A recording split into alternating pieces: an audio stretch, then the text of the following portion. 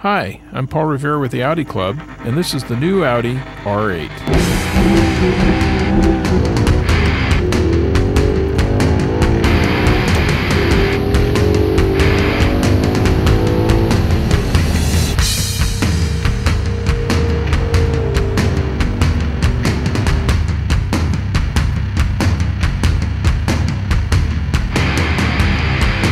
The R8 is a mid-engine car with a normally aspirated, direct-injected, 4.2-liter dual overhead cam 4-valve engine with chain-driven camshafts. Like the Audi R10 race car that was its inspiration, it has a dry sump with a separate oil tank and an external oil cooler. The intake manifold is of a high-rise ram tube design, reminiscent of the days of multiple Weber carburetors. The air box has been fitted with special chambers to work along with the intake manifold to produce the sweetest and meanest tone when accelerating. The engine compartment is like a jewelry case, and the carbon fiber pieces as well as the glass lid make for visual pleasure to complement the kinesthetic sensations you experience from the sound and vibrations of this awesome machine.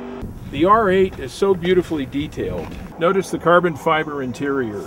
This car has the optional carbon fiber package, which makes just the most beautiful display. This is a direct injected engine. There's 4 high-rise tubes that form the intake manifold system on each side of the engine that go into the intake plenum chamber, which is fed air through this huge air box. These long tubes are perfect for enhancing the torque curve of this engine, as well as creating some beautiful sounds reminiscent of Weber carburetors of a past era. One of the great things about the R8 is there won't be a $1,000 oil change like a 993 Porsche or the recent Aston Martins. Maintenance on this R8 is like any Audi, fairly reasonable. The R8 is and has become the second of 3 icons Audi has created. The first is the legendary TT, and the R8 was next. It has recently been followed up with the S5, Audi's most recent icon to be released. The lines on this car are so pleasing and sensual. From the Audi stylistic trademark of the single-frame grille, to the deeply sculptured fenders, to the carbon fiber blade, which is actually a cover for the air intake for the engine. And much like a beautiful woman's hips, the rear haunches and the rear end finish the touch. It's curvaceous. At the same time, this whole rear end just has the most beautiful treatment to it as it flows down along the sides with a scoop for the air intake, accented between the blade, and the blade is the dividing between the front and rear of the car. And coming down to these beautiful mirrors with the built-in turn signals, very much like a Formula One car.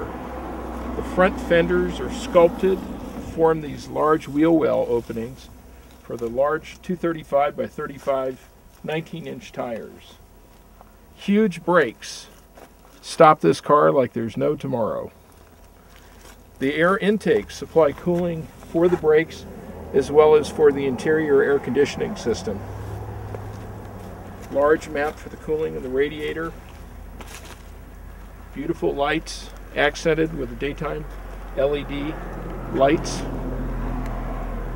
And this little thing here is like a fine little monocle. It says R8 on it.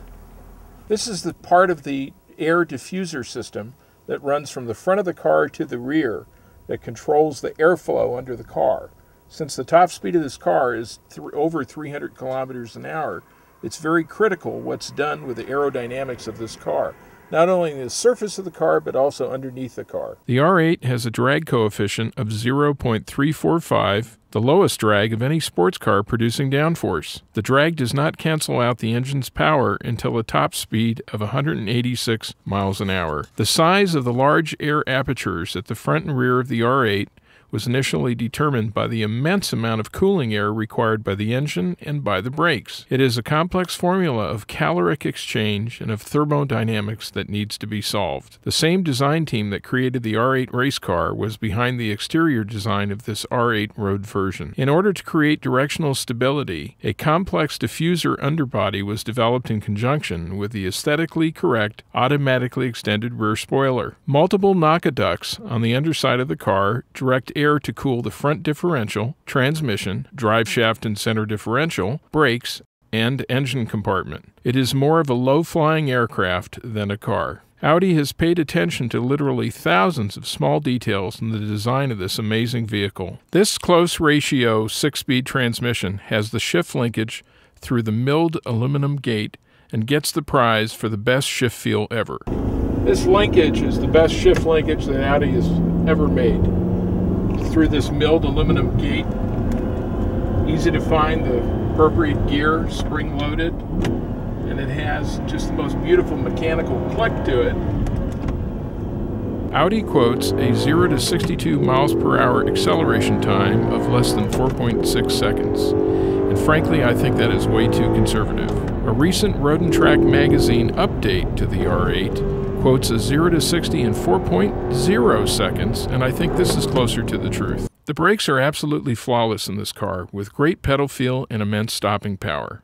Large 8-piston alloy calipers in the front grip huge internally vented rotors, and in the rear, large 4-piston alloy calipers clamp on internally vented rotors, and a separate handbrake caliper is fitted.